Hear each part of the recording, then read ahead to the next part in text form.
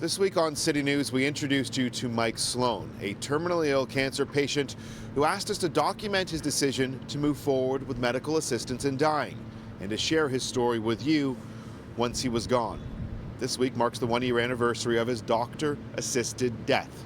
We begin part 2 of our series with Mike on a brisk fall day as he grappled with making a decision on setting a date to die. Hey Mike, how are you? We're here.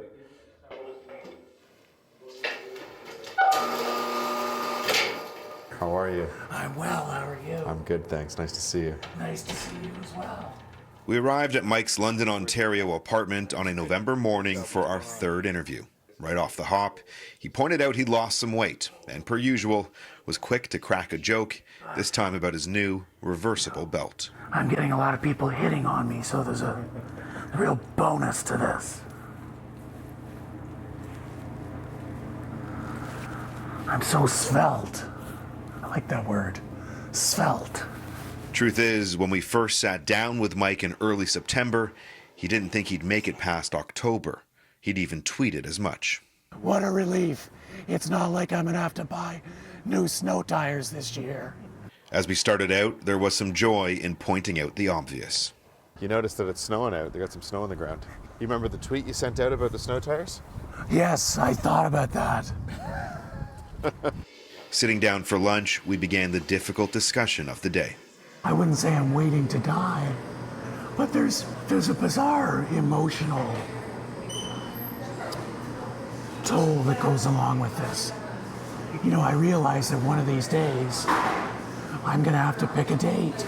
But when you're not in pain, it's very hard to say, well, it's time to go.